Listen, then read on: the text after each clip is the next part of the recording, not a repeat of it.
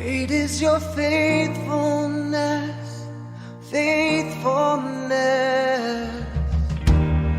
I'm still in your hands. This is my confidence. You never fail. Your promise still stands. Great is your faithfulness, faithfulness. Still in your hands. This is my confidence. You never fail me yet.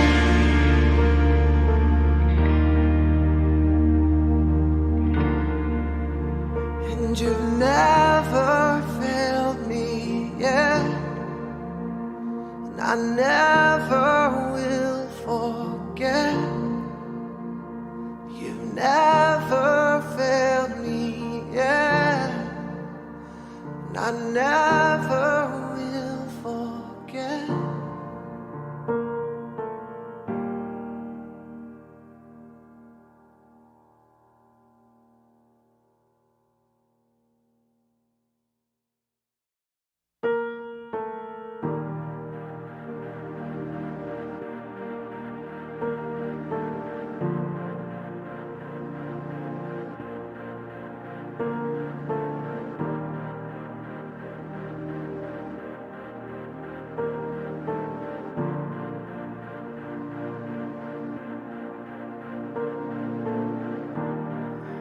Walking around these walls, I thought by now they'd fall, but you have never failed me yet.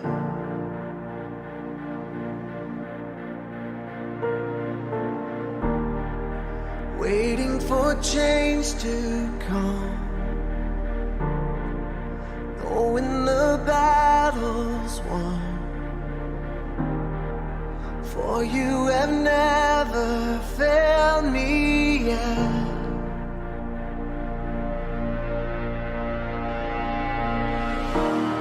Your promise still stands.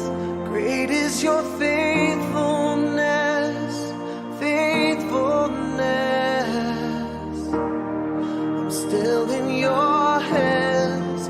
This is my confidence. You've never failed me yet.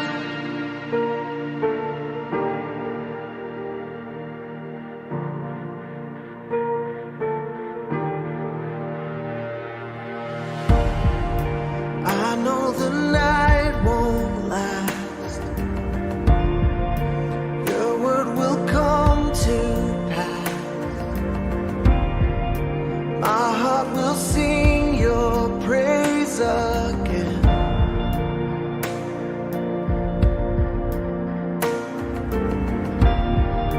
Jesus, you're still enough. Keep me within your love. My heart will sing your praise again.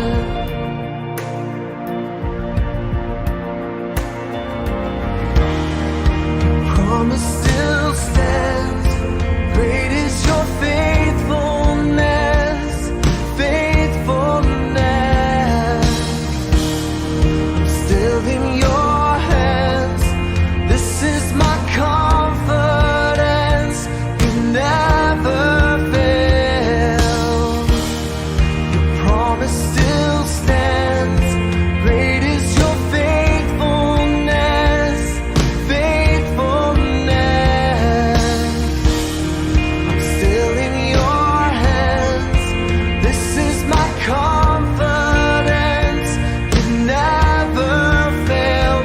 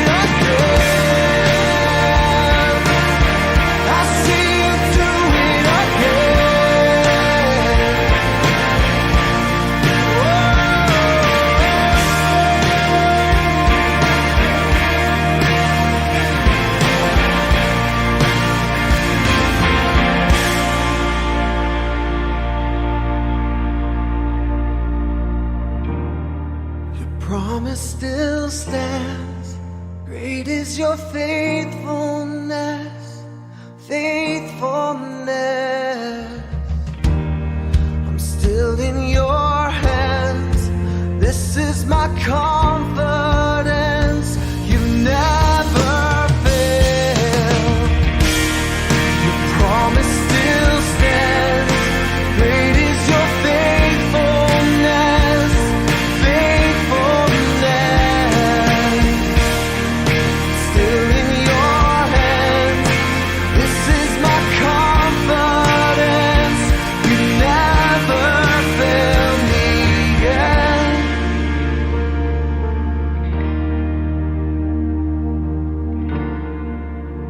And you've never failed me yet. And I never will forget. You've never failed me yet. And I never will forget.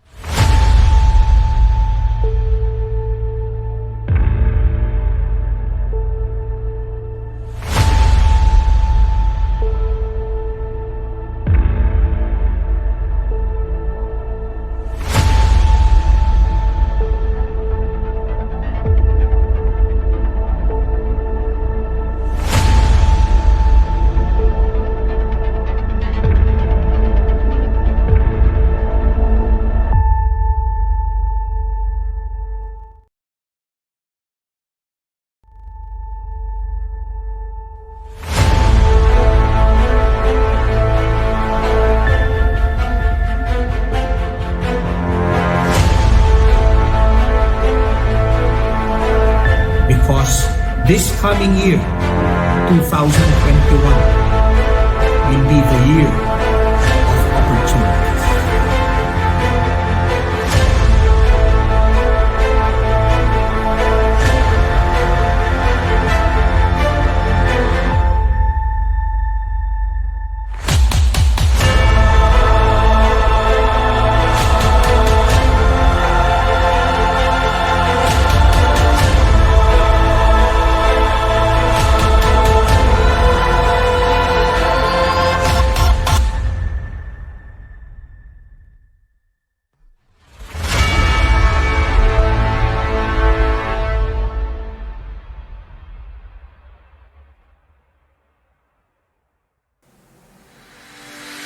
Welcome to our online Sunday service. To fully enjoy the experience and maximize our fellowship with each other, here are some simple guidelines. Please share the link of our Sunday live streaming on your Facebook account so that we can reach out and connect to more people. Also, we can be interactive during the online preaching. You can share your thoughts in the comment box or simply click the like sign or heart sign to let us know that you are watching. Stay connected.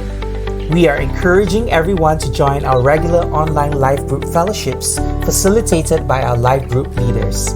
Let's continue to encourage one another during this time. Please join us on our prayer bond daily between 7 p.m. to 9 p.m., which we can do individually or as a family.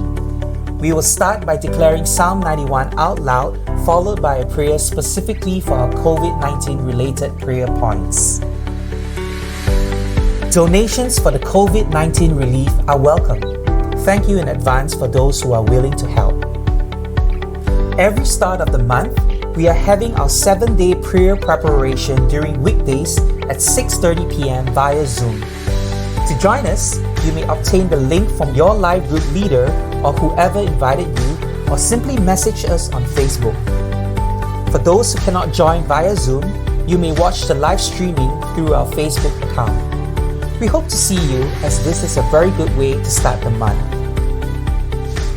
That's all for our announcements, and if you have missed out on anything, please wait until the end of our online service, as we will be giving a recap of these. With that, we will now be starting with our program.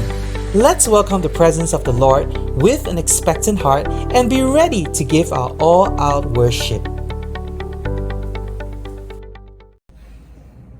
Good morning po sa bawat isa, and today is another day to celebrate the presence of the Lord. Amen po. Ang sabi po sa Psalm chapter 103 verse 1, Bless the Lord, O my soul, and all that is within me, bless His holy name. As we worship the Lord, let us bless His name and give our everything to please our mighty God. Amen po ba? Hallelujah, Jesus.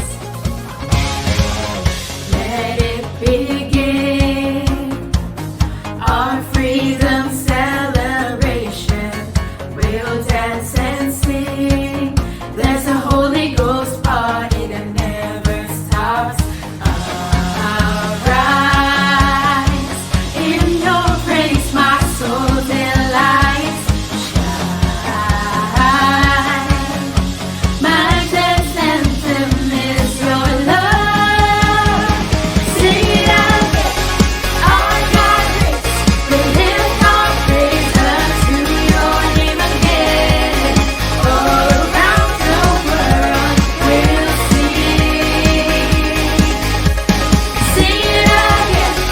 Our God reigns. We taught our dead hearts how to beat again.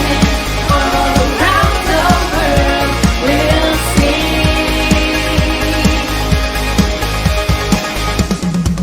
Come on, hallelujah. Around the world, join in the celebration. Let it be heard. There's a Holy Ghost party that never stops.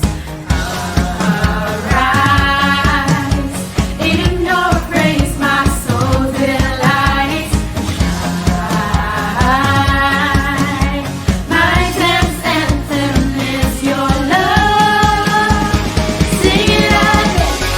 Our God reigns. We lift our praise unto your name again.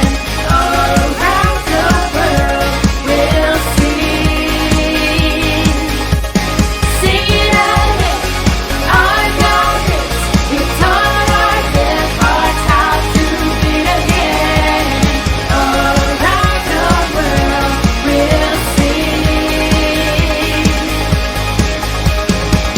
Every tribe and nation, come and join the celebration. Every heart and generation, sing, let it begin, let it begin. Every tribe and nation, come and join the celebration. Every heart and generation, sing, let it begin, let it begin. Hallelujah. Yeah, come on. We'll lift our hands to our God. Hallelujah. Oh, Jesus, your presence is here, Lord. Hallelujah. Come on. Let's clap our hands for the Lord.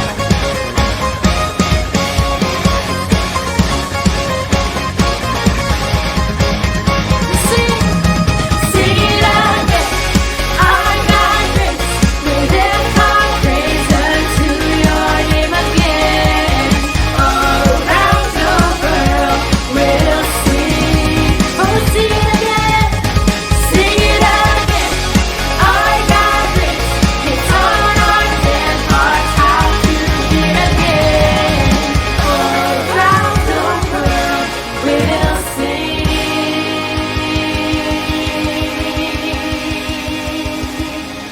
Hallelujah, Jesus. Hallelujah, Jesus. Yes, we worship you today as our Lord of Lords. Lord, we want to lift your name on high. Hallelujah, Jesus. Hallelujah, Lord. We sing. Beholding your beauty is all that I long for. To worship you, Jesus, is my soul's desire. For this very heart you have shaped for your pleasure, purpose to lift your name high.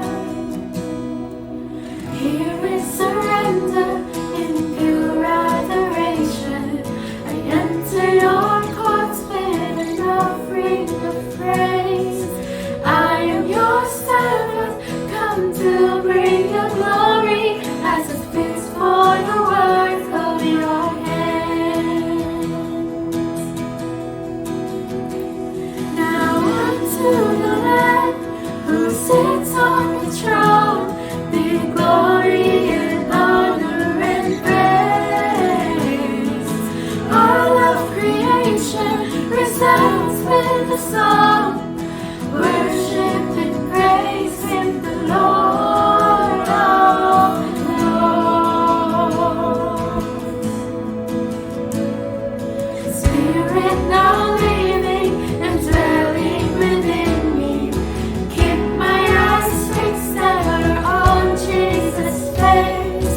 Let not the things of this world ever sway me. I'll run till I finish the race. I'll sing now unto the Lamb who sits on the throne. Be glory and honor and praise. All of creation resounds with the song. Worship and praise the Lord. Now unto the Lamb who sits on the throne. Be glory and honor and praise.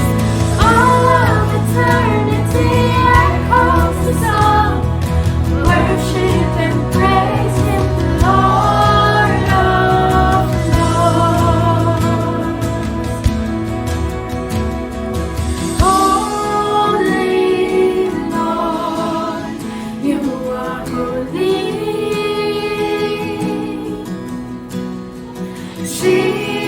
Jesus Christ is the Lord. Singing, Holy Lord, You are holy. Oh, Jesus Christ is Lord. Singing, Holy Lord, You are holy. Jesus Christ is Lord. Now unto the Lamb who sits on the throne be glory and honor and praise. All of the saints to join in the song. Worship and praise Him, the Lord of Lords. Lord of Lords. Lord of Lords. Lord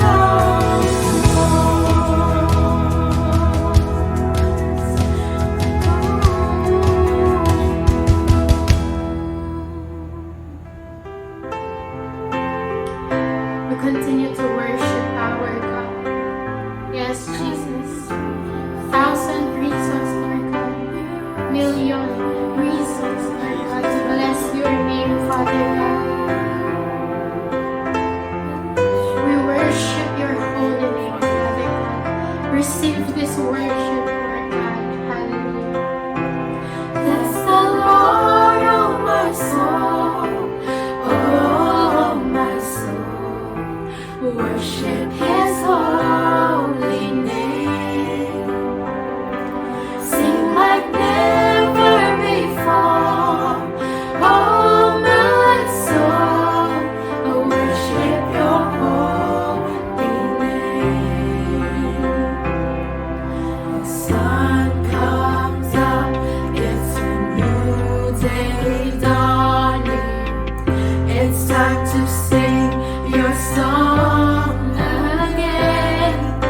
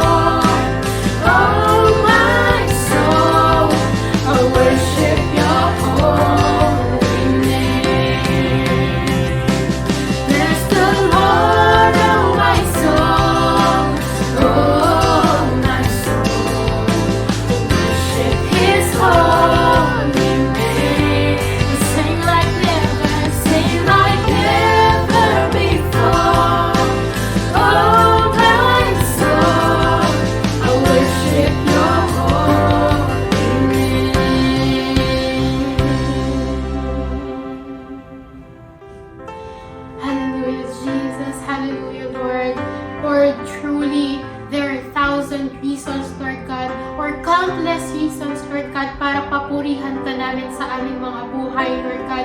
We thank you for your love, Lord God. We thank you, Lord God, for your unending grace in our lives, Lord God. And salamat, Panginoon, because every day in our lives, Lord God, despite of all these struggles na nararanasan namin, Lord, ikaw pa rin, Lord God, ang nagbibigay ng reason sa amin, Lord God, para mag-continue, Lord God. And we thank you, Lord God. We thank you for that grace and for that unconditional love, Lord God. And right now, Lord God, we just want to dedicate our lives to you, Lord God. Open our spiritual senses, Lord God, for us to hear your word and understand your word, Lord God. Kung ano man po, Lord God, ang gusto niyong iparating sa amin, Lord God, I pray, Lord God, na ma-receive po namin ito ng buong buo, Lord God. May it be encouragement, rebuke, or motivation, Father God. I pray that we may receive it 100%, Lord God. And Lord, today, Lord God, we entrust to you, Lord God, lahat ng anak na gagamitin mo, Lord God, to speak, Lord God. And we know, Lord God, that your name will be glorified, Lord God, throughout this service. With this, Lord God, we just bring back all the praises and glory to your name. In Jesus' name we pray, and everybody say, Amen.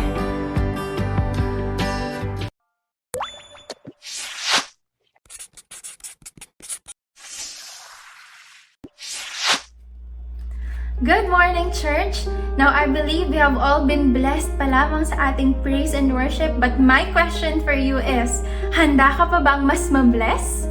Now, basahin po natin ang 2 Corinthians 9 verse 7. It says here, you must each decide in your heart how much to give, and don't give reluctantly or in response to pressure, for God loves a person who gives cheerfully.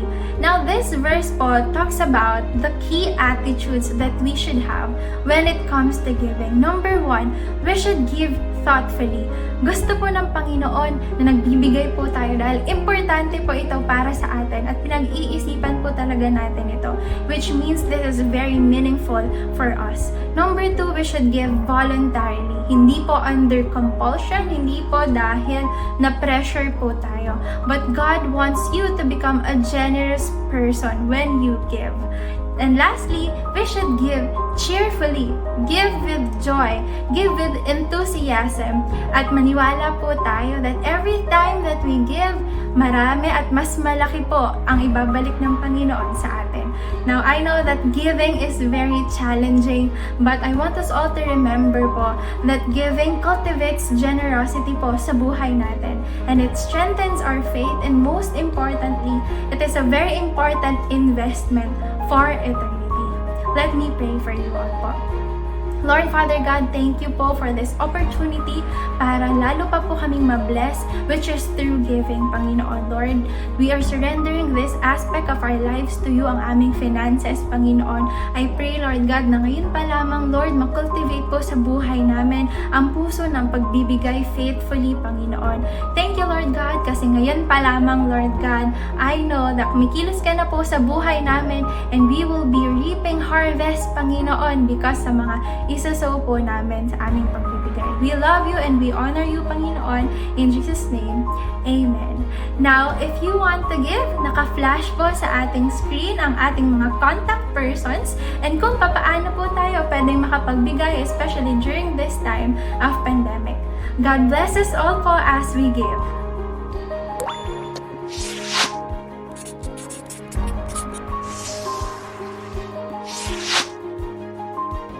Good morning everyone!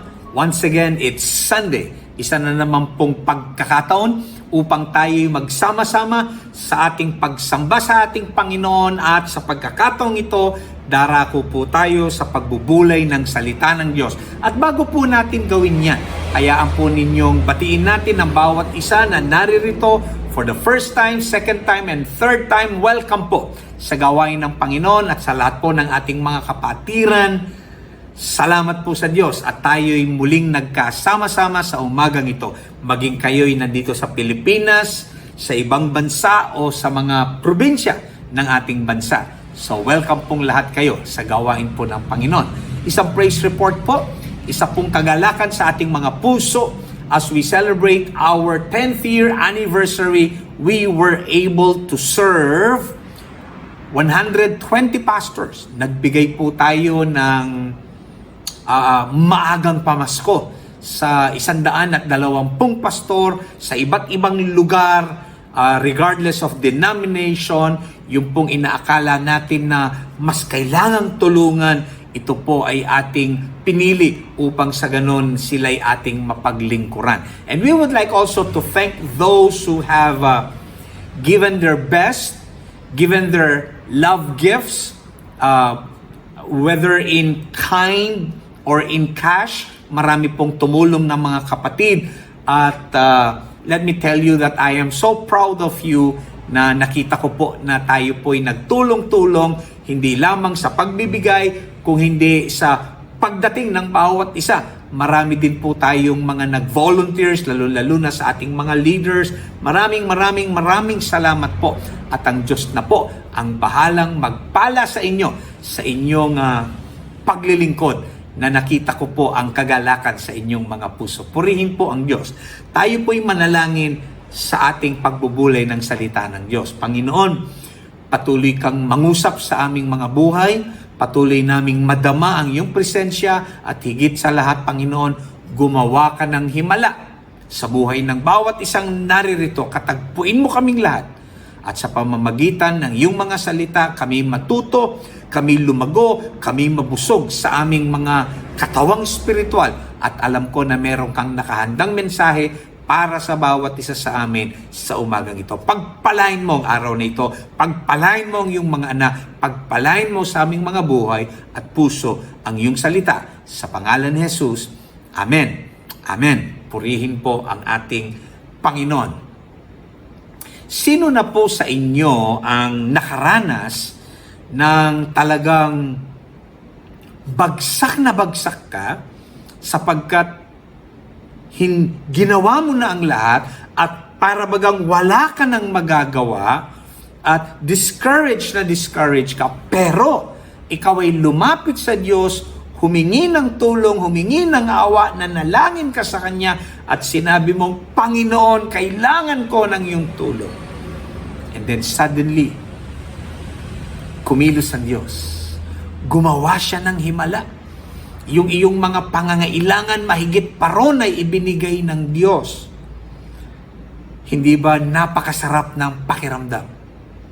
Sino na ba sa inyo ang hinipo ng Diyos na magbigay sa gawain, tumulong sa isang tao, pero yung iyong gagamitin ay yun na lang ang iyong last money? At alam mo na ito'y malaking tulong sa iyong sarili at sa iyong pamilya, pero naramdaman mo sa iyong puso na nangungusap ang Diyos, binigyan Kanya ng malakas na urge para ito'y iyong pakawalan, para ito ay ialay mo sa Kanya, ialay mo sa iba, itulong sa Kanyang gawain. At ikaw ay sumunod. At ito'y binigay mo. At ikaw ay nagtiwala sa nararamdaman mo sa puso na nangungusap ang Diyos na siya'y hindi magpapabaya sa iyo. At nang ito'y ibigay mo, kapatid, tamang-tama, nang kailangan mo na ng tulong at pagkilos ng Diyos sa iyong buhay, biglang gumawa ng himala ang Diyos. Again, mas mahigit pa sa iyong kailangan, mas mahigit pa sa iyong ipinaglingkod, mas mahigit pa sa iyong itinanim, ibinigay ng Diyos. Alam po ninyo, yun ang himala ng iyong pagsunod sa udyok ng Espiritu Santo, sa udyok ng Panginoon, sa iyong puso. Gusto ko pong bigyan ng pamagat ang ating pag-aaral sa umagang ito na a special time for your miracle. Dalawa po ang emphasis natin. Espesyal na oras, espesyal na himala. Yun ang nais kong bigyan natin ng pansin sa umagang ito. At siyempre tatalakayin din natin ang susi. Ano ba ang mga susi na ituturo sa atin ng salita ng Diyos upang ating makamit ang ating himala? The keys to our special miracles. Purihin po ang Diyos. So, habang pong binabasa natin ng ating teksto, naghanda rin po ako ng outline. Habang ito'y aking binabasa, ito po ang aking nakita. Mga espesyal na pagkakataon kasama at ang pagmiministeryo ng ating Panginoon sa buhay ng ating mga karakter dito po sa ating babasahin.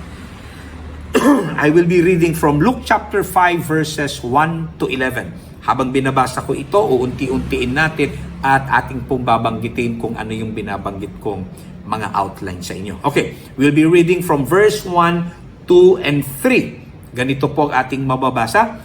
One day, as Jesus was standing by the lake of Gennesaret, the people were crowding around him and listening to the word of God. He saw at the water's edge 2 boats, left there by the fishermen who were washing their nets. He got into one of the boats, the one belonging to Simon, and asked him to put out a little from shore. Then he sat down and taught the people from the boat. Anong makikita natin dito? This is a special time with Jesus, teaching the people the Word of God. It is a special time with the people to teach them. Ito'y special na oras ng ating Panginoon para sa mga tao upang turuan sila ng salita ng Diyos. Dito makikita po natin ang focus ng ating Panginoon. At habang ang ating Panginoon ay nakatayo, ang sabi po, by the lake of Gennesaret, yung pong mga tao, they were crowding around Him. And they were listening to the Word of God, ang sabi po ng salita ng Diyos. Upang sa ganoon ay mabigyan po ng panahon ng ating Panginoong Jesucristo at makapag-focus siya sa kanyang pagtuturo sa mga taong ito. Ang ginawa po niya ay pumunta siya doon sa tabi ng 2 bangka na kung saan ang mga lambat nitong mga nagmamay-ari ng bangka ay kanilang nililinis at ang isa rito ay si Simon or si Simon or si Peter kung tawagin po natin. Ang ginawa po ng ating Panginoon, sumakay siya sa isang sa mga bangkang ito at nagkataon po na yung bangkang yon ang bangka ni Simon or ni Peter. At pagkatapos sinabi niya kay Simon ang ganito, he asked him to put out a little from shore. Itinulak po ng kaunti ni Simon yung kanyang bangka upang makapagpatuloy ang ating Panginoon sa kanyang pangangaral. Naupo siya sa bangka at nagturo siya at nakapakinig ng maayos ang mga tao. What is this time? This is a special time of Jesus with the people whom He was teaching the Word of God. Praise God. Tuloy po natin ang ating pagbabasa ng ating teksto. Verse 4. When He had finished speaking, He said to Simon, "Put out into deep water and let down the nets for a catch." Simon answered, "Master, we've worked hard all night and haven't caught anything.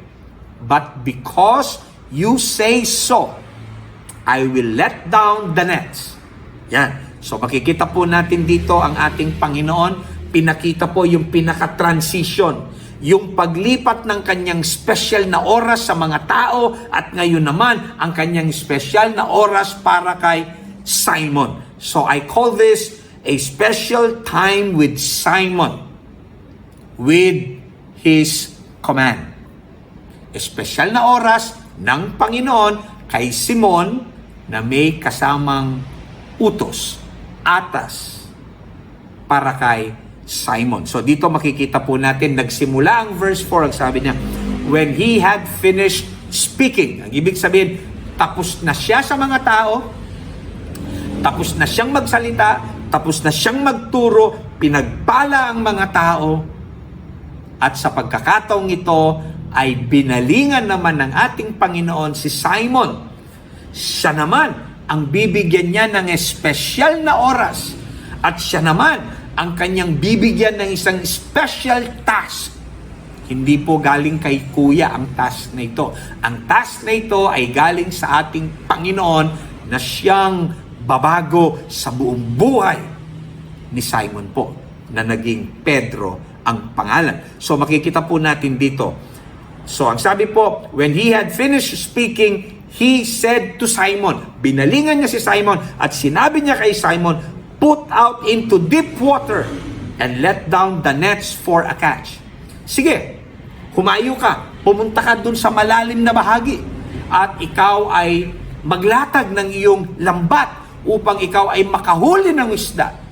So inutusan po ng ating Panginoon si Simon or si Simon upang kanyang ihagis ang kanyang lambat doon sa mas malalim na lugar upang siya'y makahuli ng mga isda. Ano po ang sabi ni Simon? Sabi ni Simon, Simon answered, Master, we've worked hard all night and haven't caught anything. Panginoon, magtamag kaming nagpagod upang makahuli ng isda, pero wala po kaming nahuli kahit na isa. Yun ang sabi ni Simon. But, sabi ni Simon, pero Panginoon, because you say so, I will let down the nets. Sabi ni Simon, Panginoon, magdamag walang nangyari.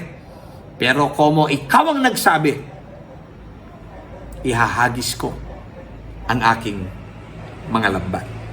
Yan. So this was Jesus' special time with Simon giving him a command. Number 3, in verse 6 and 7, when they had done so, they caught, listen to this, they caught such a large number of fish that their nets began to break. Wow.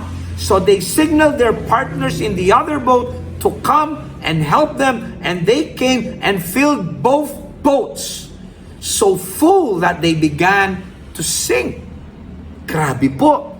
Nakita po ninyo, nang sinunod ni Simon ang utos ng ating Panginoon, ang sabi ng Bible, nang ihagis niya yung kanilang lambat, ito po ay nakahuli ng such a large number of fish na kung saan yung lambat ay halos mapunit dahil hindi na makayanan ng lambat yung huli nilang mga isda. Tinawagan po nila, nag-signal sila dun sa kasamahan nila sa isang bangka at itong isang bangka ay sumaklolo na rin. Alam po ninyo, napuno yung dalawang bangka ng isda na ito'y halos lumubog na rin dahil punong-puno ito ng isda. That was a special time of Jesus for miracle. Wow! What a story! Nakita po natin si Simon. Ano kaya ang nasa isip ni Pedro nung naglilinis siya ng lambat? Imagine niyo, isang totoong fisherman ito. Alam niya ang tamang panghuli. Alam niya ang mga pamamaraan ng panghuli ng isda, pero magdamag sila, nagtulong-tulong. Wala silang nahuli kahit na isa. At pagkatapos, ang sabi po ng isang anak ng karpintero, walang kaalam-alam sa mga isda at sa dagat. Sabi niya, pumunta kayo doon sa mas malalim, doon nyo ihagis ang inyong lambat. Hindi ba sinabi ni Saulo o ni Pedro o ni Simon?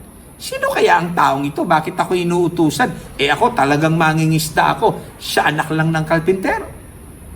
Pero si Simon po ay sumunod.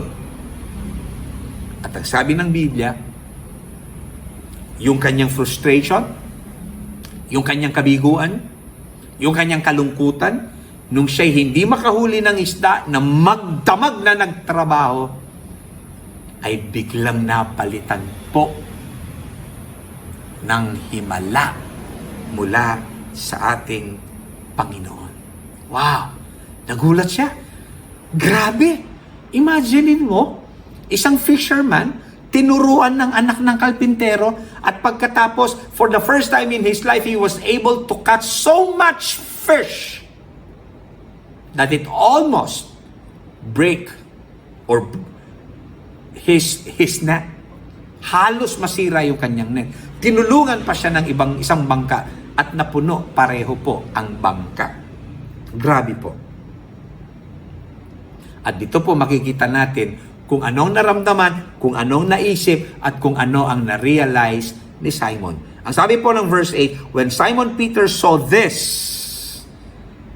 he fell at Jesus' knees and said, "Go away from me, Lord. I am a sinful man." Nang makita ito, sabi ng Biblia, ni Simon, siya po'y yumuko. Siya'y lumuhod sa ating Panginoon. At ang sinabi niya, lumayo ka sa akin, Panginoon. Ako po'y makasalanan. Wow. What a realization. Biglang nagkaroon ng realization. Ito ang tunay na Mesiyas. Ito ang tunay na Panginoon.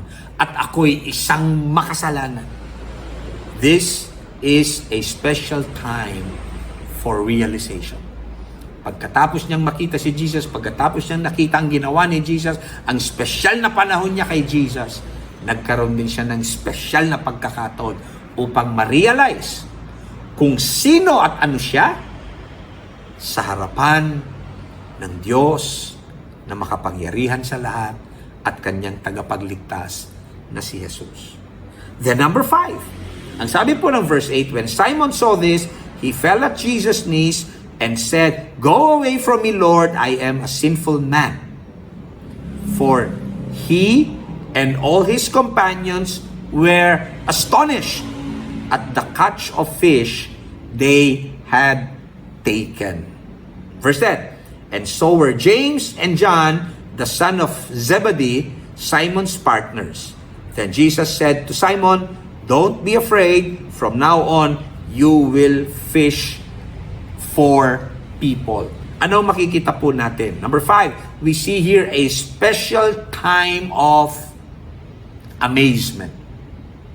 They were astonished. Ang sabi po ng Bible, sila'y nagulat. Peter or Simon, together with his companion, together with the sons of Zebedee, si James at si John po, they were amazed.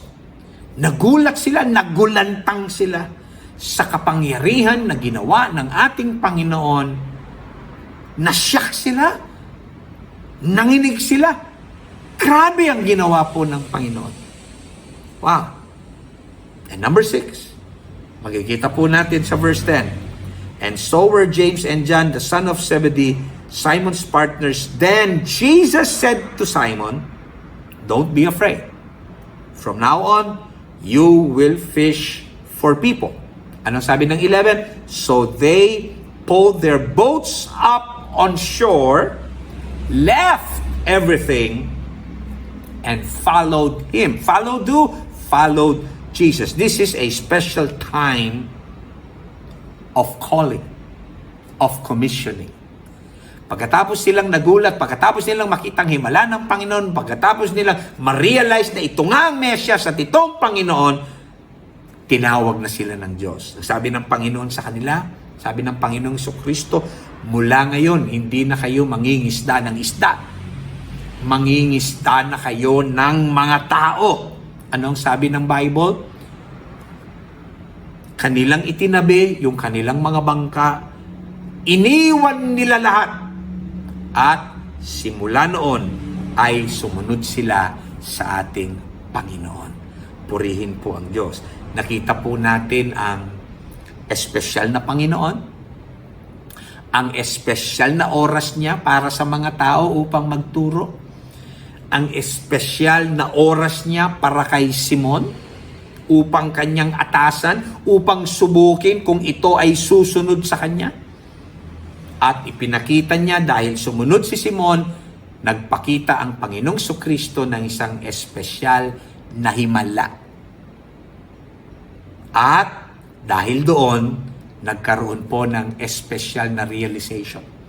Isang pagkakataon kay Simon para ma-realize niya, this is not a dream anymore.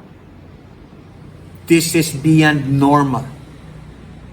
Dito ay nakita niya kung sino ang Panginoong Jesucristo, kung ano ang Panginoong Jesucristo, at kung sino lamang siya sa harapan ni Jesus.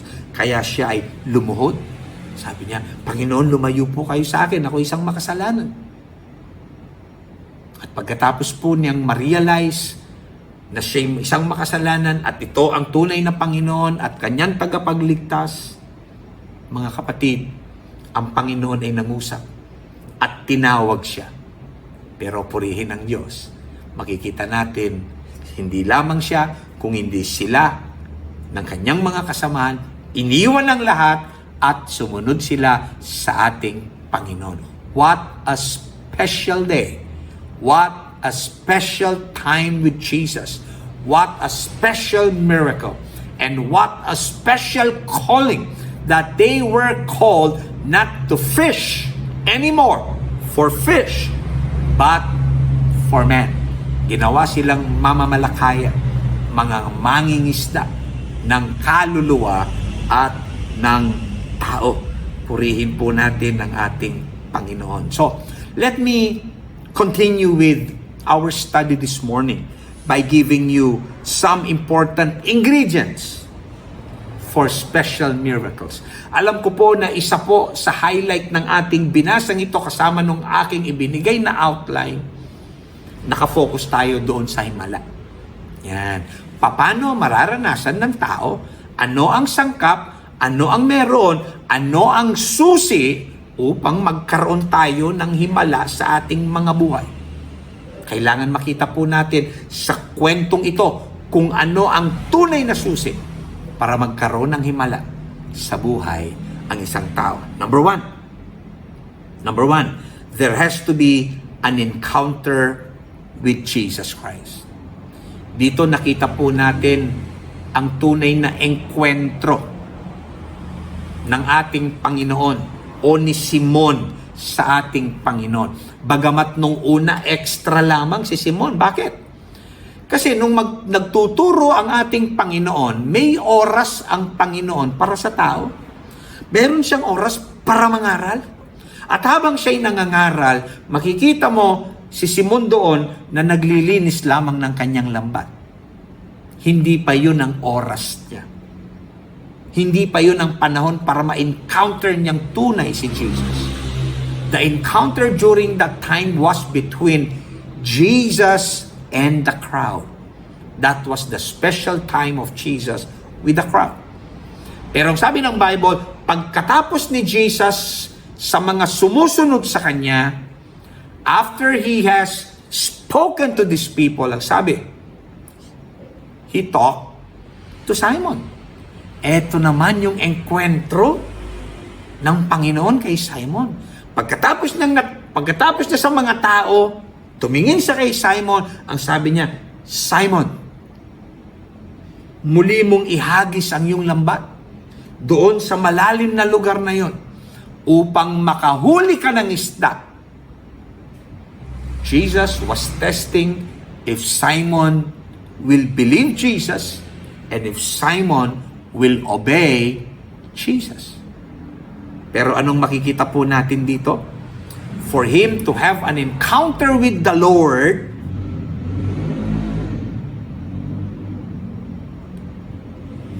ando doon lamang siya. Anong ginagawa niya? He was washing his nets. Anong makikita po natin dito? Kahit saan pwede mong maengkwentro, pwede kang magkaroon ng encounter kay Jesus. Remember, it was also Saul who became Paul. He was on his way to the road to Damascus. Maya-maya, nasalubong niya si Jesus. There was an encounter. It changed his life. It changed everything. Mga kapatid, ang engkwentro sa Panginoon ay napakahalaga. Kailan po nangyayari ito? Magbibigay lang ako ng example. Ang mahalaga po, ang tao, kailangan handa yung puso niya. Kailangan sensitibo siya. Kailangan marunong siyang makakita, makadama, makarinig kung si Jesus ay nandoon. Asaan ba si Jesus? Akala ko ba nasa langit siya? Oo, inihahanda niya ang ating tirahan sa langit. Kapag ito'y tapos na, siya'y muling babalik. Paano mo maiengkwento si Jesus kung siya'y nasa langit? Si Saulo nga po, Nasa langit na si Jesus, patay na si Jesus, nang maengkwentro niya si Jesus, pero naengkwentro niya si Jesus kahit siya ay nasa daan. Kailan at saan mo pwedeng maengkwentro ang Panginoon? Kapag ikaw ay handang-handa at ikaw ay nasa church service, magkakaroon ka ng encounter kay Jesus. Sa loob ng church, habang ikaw ay nagsa-service, pwede kang magkaroon ng encounter kay Jesus. Kahit wala pang retreat, kahit ordinary service lang, kahit midweek service lang, kapag ikaw ay nagsa-service at ikaw ay nasa church, handa ka at hinahanap mo si Jesus at gusto mo siyang makaengkwentro, kakatagpuin ka ng ating Panginoon. Pangalawa, habang nagbabasa ka ng Bible, kahit wala kang kasama, habang nagdi-devotion ka, magugulat ka na lamang ang Diyos ay kikilos at mangungusap sa iyo at may gagawin sa iyong buhay. Kung nakahanda ka, kung nais mo siyang makatagpo, kung nais mo siyang makausap, kung nais mong may gawin siya sa iyong buhay. Kung ikaw ay seryoso sa pagbabasa mo at pinapahalagahan mo ang kanyang salita. Pangatlo, maaring nakikinig ka ng sermon. Nasa church ka. At habang pinakikinggan mo ang sermon, or ang Bible study, mangungusap ang Diyos sa'yo. Kung minsan po, ordinaryong mga gawain lamang, may biglang sisigaw, mayroong biglang iiyak, nagkakaroon po ng enkwentro sa Diyos. Nagkakaroon ng encounter sa ating Panginoon. Meaning, even in what situation you are into, there can be an encounter with the Lord. In fact, kahit nagte-testimony lang yung isang kapatid, yung kanyang patotoo, bigla ka na lamang tatamaan. Kasi mayroong kaugnayan yung kanyang testimony sa nararanasan mo at ang Diyos ay mai-encounter mo even with the testimonies of other people. Of course, masarap po. Lalo-lalo na kapag inihanda mo ang iyong sarili at ikaw ay nag-retreat. Kailan lamang ay narinig namin ang napakaraming mga patotoo kung paano sila pinagpala at kung paano nila nakatagpo ang ating Panginoon during our 5th retreat or batch 5 retreat. Wow! Kung minsan po sa sharing lamang, pwede mo ma-encounter si Jesus habang nakikipag-share ka sa kanino mang kapatiran. Biglang mangungusap ang Diyos at bigla mong ma-encounter ang Panginoon. Wow! Ako po, sa akin, kahit na sa offering lang, na-encounter ko ang Panginoon. Kahit na doon sa mga exhorter lamang, kahit na doon sa mga nag-i-introduce lang sa offering and tithes, nakakapangusap, na-encounter ko ang Panginoon. At alam kong ganun din ang iba. So, Peter or Simon encountered Jesus while he was washing his nets. Wow! Grabe po, no? Kinausap siya ni Jesus. Nagkausap sila ni Jesus. Inutusan siya ni Jesus upang maghagis ng lambat at nagkaroon siya ng encounter kay Jesus. Purihin po ang Diyos. Pangalawa, una, ang susi para tayo po ay magkaroon ng matinding himala sa ating buhay ay magkaroon tayo ng encounter sa ating Panginoon. Pangalawa, the Word and its promises. Kapag nagkaroon ng encounter kay Jesus, hindi lamang yung kanyang presence ang madarama mo. You will be able to listen and to hear from Him.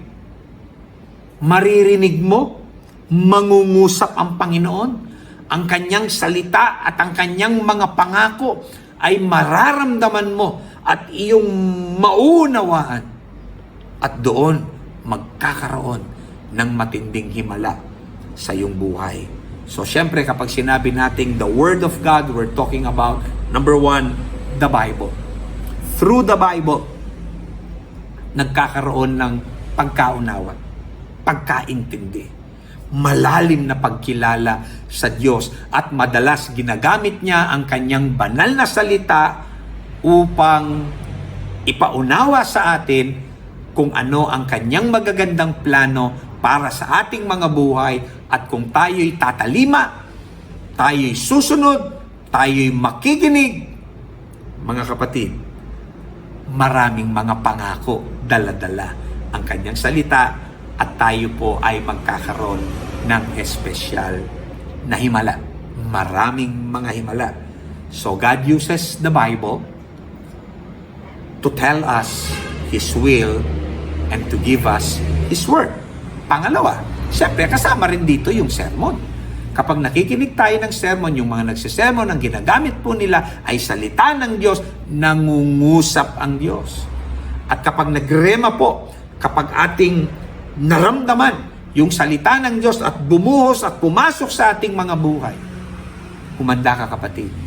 Ang kasunod niyan ay espesyal na himala sa iyong buhay. Dahil kapag merong ipinagawa sa salita ng Diyos, merong iniutos ang Diyos sa atin at ating ginawa, kagaya ni Simon, nang sumunod siya sa ating Panginoon, ang kasunod po nun ay himala.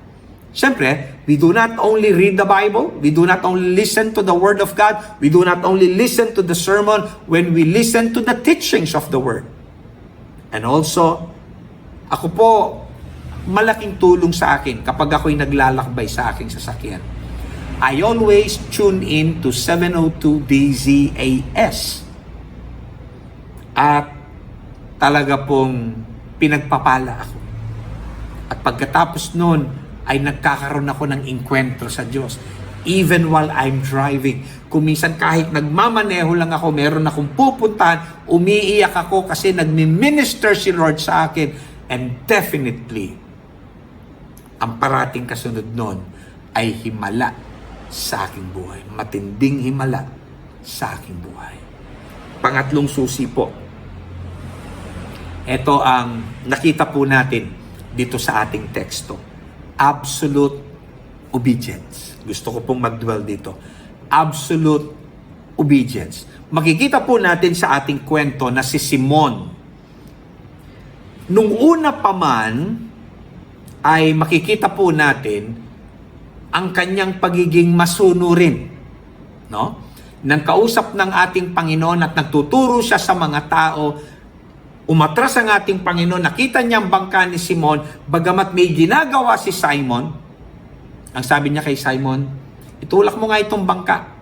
Alam po ninyo, sumunod si Simon at kanyang itinulak yung bangka. Yun ang unang utos. Bago po doon sa sinabi ng Panginoon na kanyang ihagis ang kanyang lambat. So anong makikita natin dito? Number 1, it was an obedience without questioning. Ang pagsunod po ni Simon sa ating Panginoon was an obedience without questioning. Hindi mo makikita na nagtanong si Simon.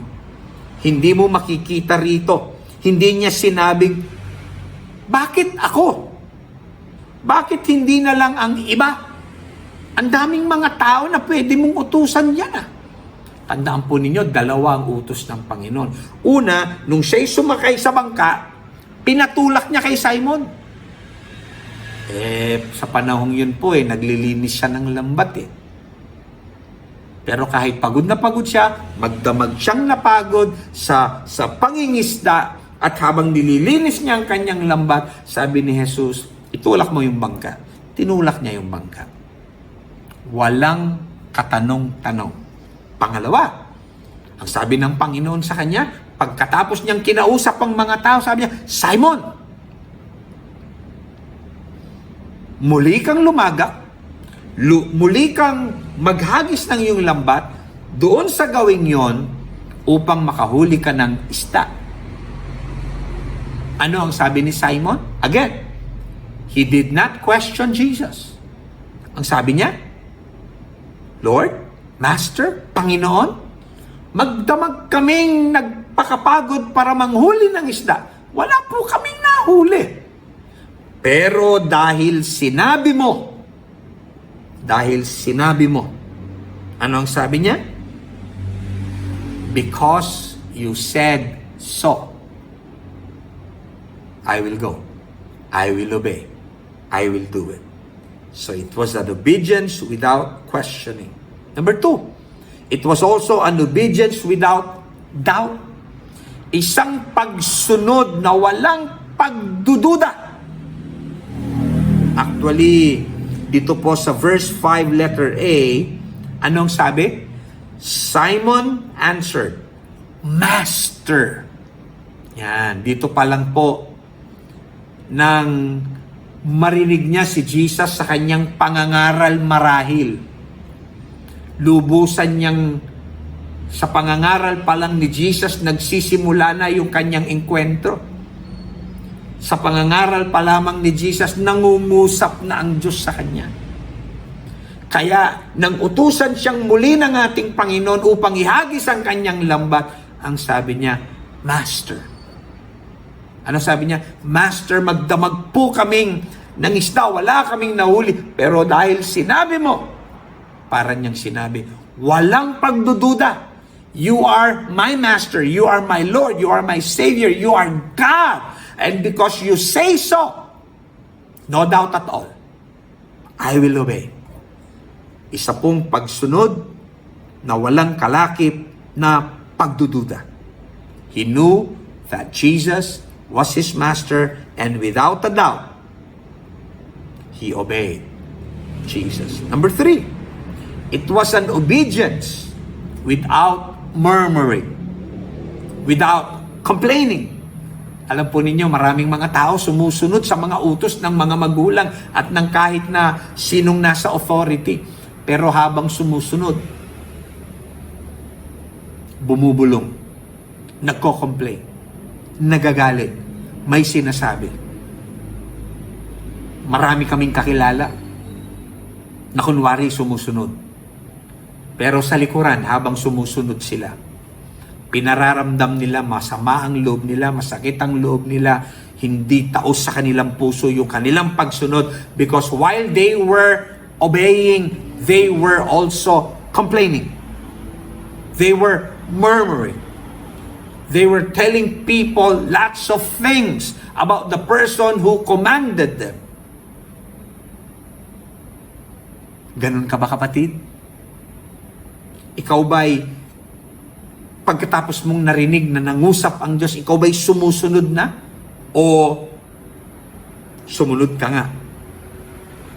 Pero nagko-complain ka. Bumubulong ka. Nagmumurmur ka. Pero si Simon po, hindi niya sinabing, ako na lang ng ako eh. Parati na lang ako eh. Nakakainis naman eh. Tinatamad ako eh. Magdamag akong nagpagod eh. Wala na nga akong nahuli. Naglilinis na nga ako ng lambat. Isasabit ko na itong lambat ko. Maya-maya, ipapahagis na naman. Ako nga, ang galing-galing ko na eh. Fisherman ako. Anak lang ng karpintero yan. Complaining. Murmuring. Pero alam po ninyo, hindi niya sinabi ito. Hindi niya ginawa ito. Bagkus, ang sabi niya, Master, magdamag kaming napagod, magdamag kaming nangisda, wala kaming nahuli. Para niyang sinasabing, in short, walang huli. Busted kami, zero kami, bankrupt kami. Pero dahil sinabi mo, dahil sinabi po ninyo, Panginoon, susunod ako. Sumunod po siya. Wow!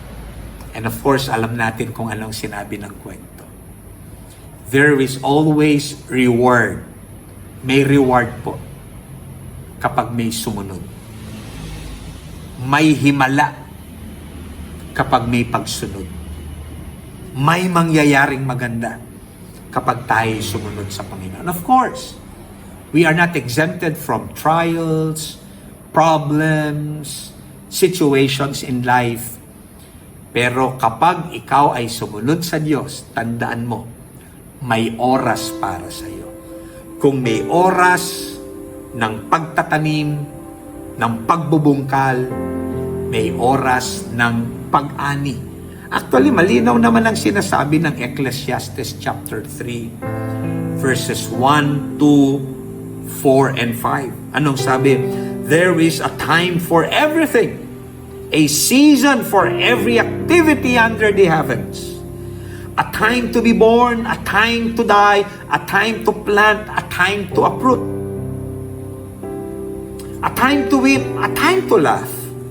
A time to mourn, a time to dance. A time to scatter stones, and a time to gather them.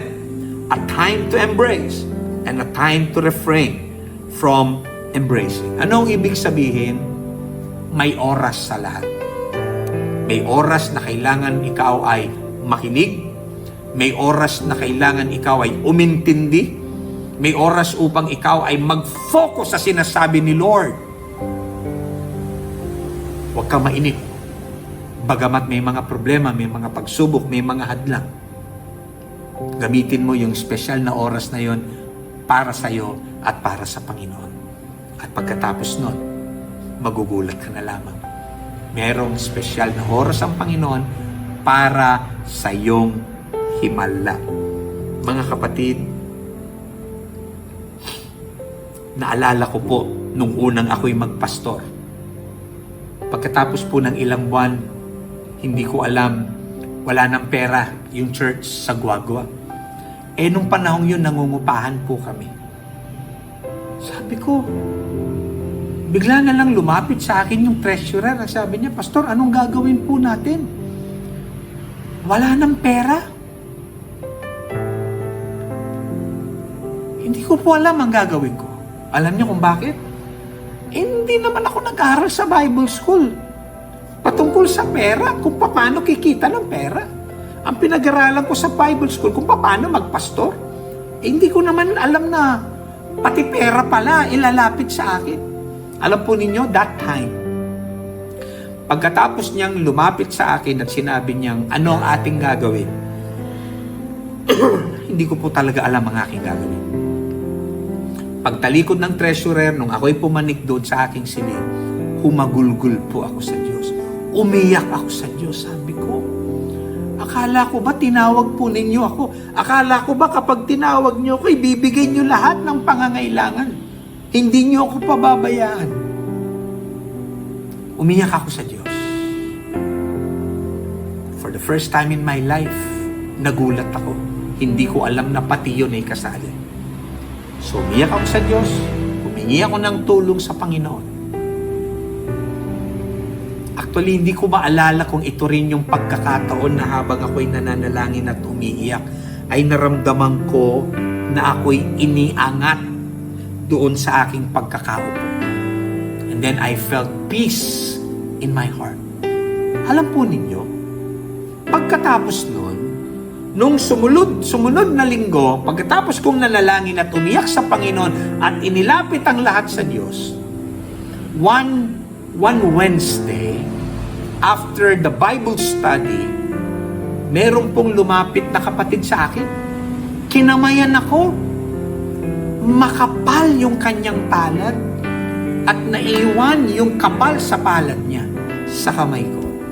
May pinaipit po siyang pera sa kamay ko. Ang sabi niya, pinabibigay po ng asawa ko. Hindi ko pa nga masyadong kilala kung sino yung asawa niya dahil bago po ako doon. Alam po ninyo, pagtalikod niya. Nang tinignan ko, yung perang ibinigay niya dito sa aking palad, $500. Wow! Nang makita ko yung $500, naisip ko kagad yung pangangailangan ng church dahil kami nangungupahan lamang ng apartment. Alam po ninyo kung magkano ang halaga nun? Ang halaga po nun ay katumbas ng 5 buwan na pambayad po ng aming pag-upa. After that, pumunta ako sa Maynila. Pinuntahan ko po yung pastor doon na pinalitan ko. At kinuwento ko sa kanya kung ano nangyari. Alam niyo kung anong ginawa niya? Lumundag siya. Sabi niya, praise God! Hallelujah! Sabi ko, bakit? Alam mo ba, sabi niya, na yung taong pinanggalingan ng perang nagbigay sa'yo, yung sinasabi niya pinabibigay ng asawa niya, more than 10 years nasa abroad yan. Ang taas ng sweldo. Hindi nagbibigay ng tithes, hindi tumutulong sa church, hindi nagbibigay ng offering. Kuripot yan, sabi niya. Pero alam po ninyo, kahit pala yung pinakakuripot na tao, kapag ang Diyos kailangan niyang gumawa ng himala sa buhay mo, kapatid, gagamitin niyang kuripot na yun. Ano ibig sabihin? Kapatid, kapag ikaw ay sumunod sa Diyos, ikaw ay nagtapat sa Diyos, ikaw ay nagsakripisyo para sa Diyos, hindi ka pababayaan ng Diyos. Kaya mga kapatid, hayaan po natin na ang tagumpay na ito ay ating makamit sa pamamagitan ng ating pagtalima, paglapit sa Diyos, kumakatok ang Panginoon sa iyong puso.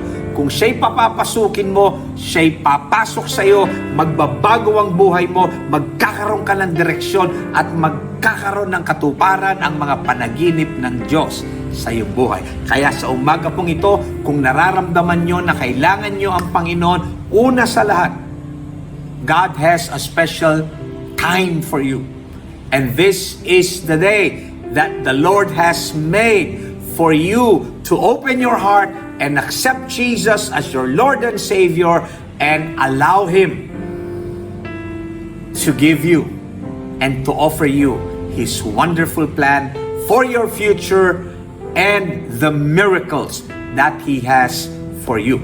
Tayo po yumuko at manalangin, at kung nararamdaman mo na kailangan mo si Jesus sa umagang ito, kailangan mo ng tagumpay, sawang-sawa ka na sa kabiguan, sawang-sawa ka na sa problema, sawang-sawa ka na sa mga pinagdaraanan mo sa buhay, eto na ang araw mo.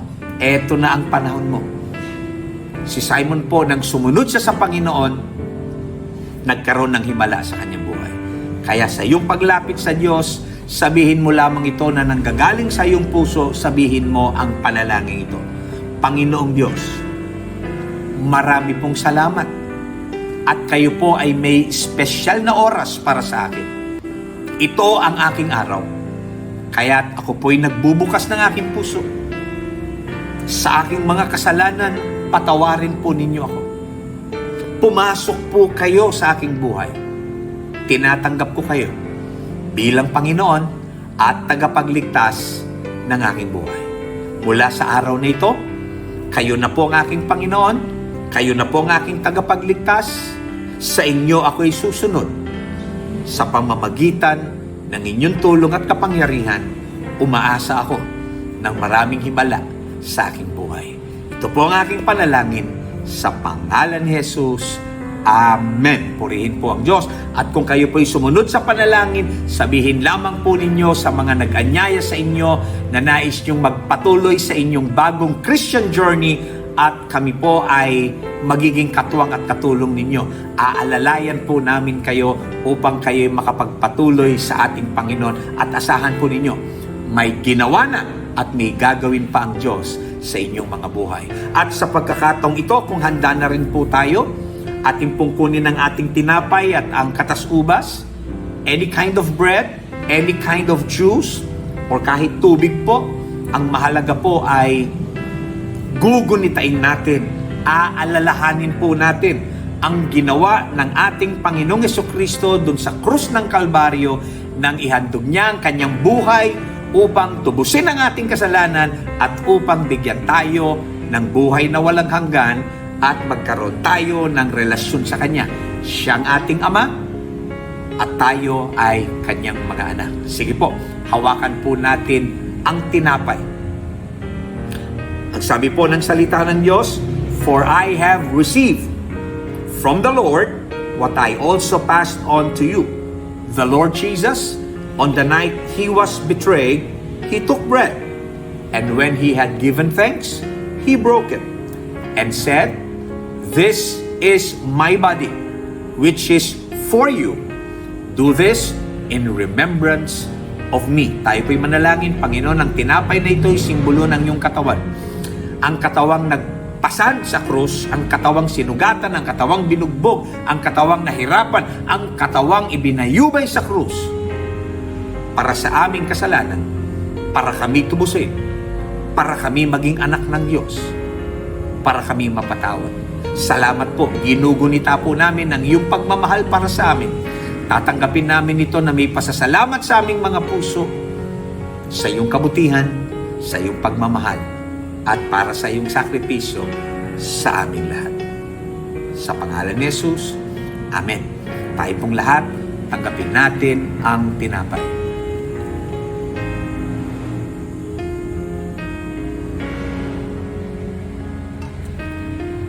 Hawakan po natin ang saro.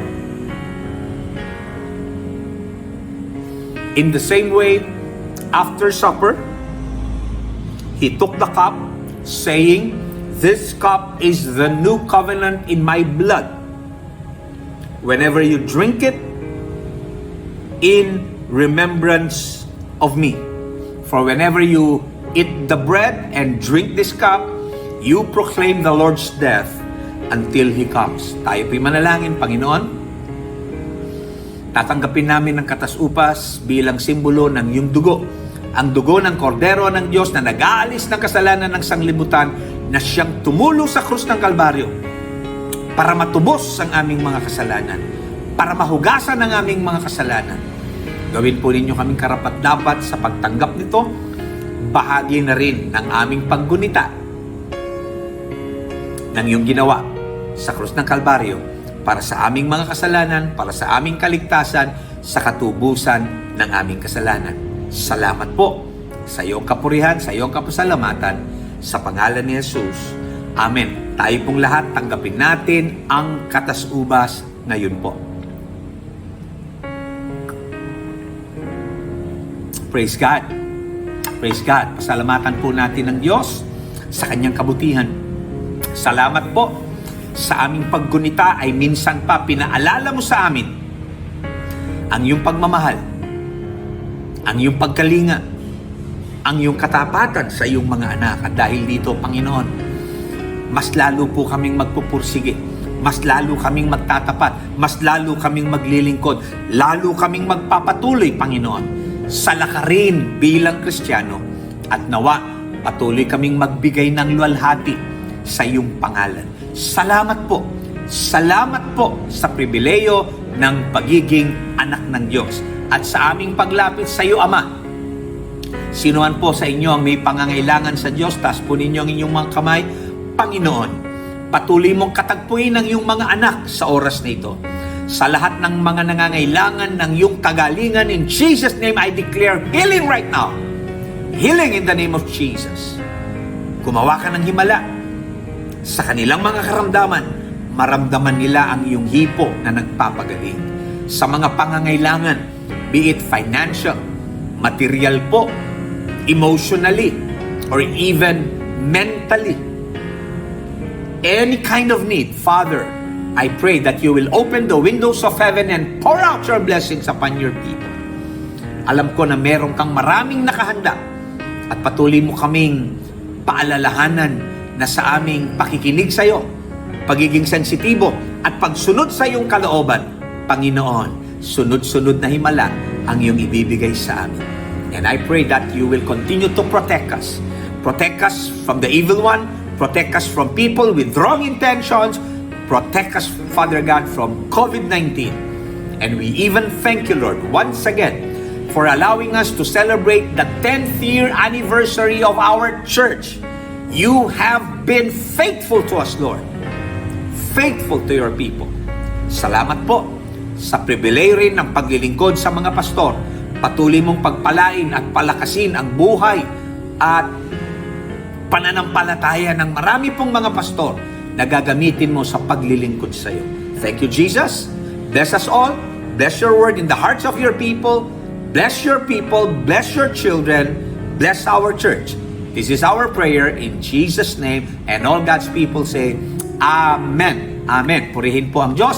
Patuloy po namin kayong inaanyayahan sa gawain ng Panginoon every Sunday at ipagpapatuloy na rin po natin ang ating prayer preparation. Huwag po ninyong lulubayan. Huwag po kayong susuko, mga kapatid. Sa panalangin, ang Diyos ay nakikinig at siya'y tumutugon. Sama-sama po tayong patuloy na manalangin at magsama-sama sa gawain ng Panginoon. God bless you all. Ito po ang inyong pastor, Pastor Tony Espiritu of Life in Christ Family Church, the church that loves like a family. God bless us all and enjoy the day with the Lord. God bless you. I see a miracle in an empty grave. The one we thought was dead has come to life again. I see a miracle in every chain you break. The power of heaven roaring within me. I see a miracle. Oh, I see a miracle. Oh, I see a miracle. Oh, the power of heaven roaring within me.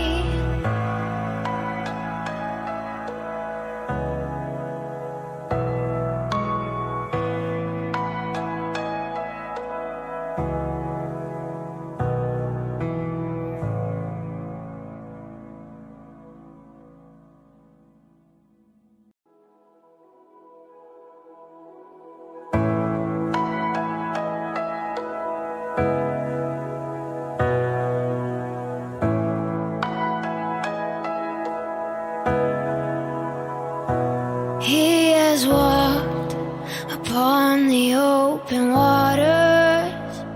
The sea was calm with just a word from him.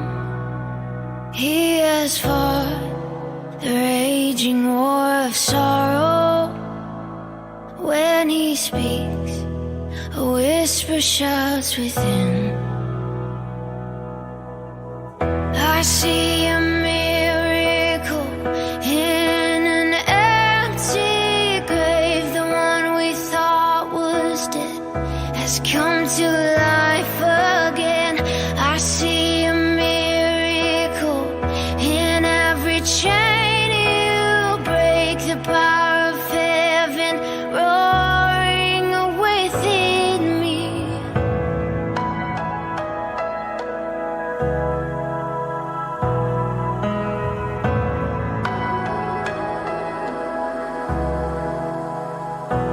He will lift the anxious and the weary, calling home the burdened and the lost. And I am proof that you delight in second chances. I am proof of the power in the cross. I see a miracle in an empty grave. The one we thought was dead has come to life again. I see a miracle in every chain you break. The power of heaven roaring within me. Oh, full of you rose triumphant. Oh, full of you are. Oh, full of you came back for me. Oh, full of, oh, full of my name is worthy. Oh, full of you've come. Oh, full of your scars cried mercy. Oh, full of, oh, full of.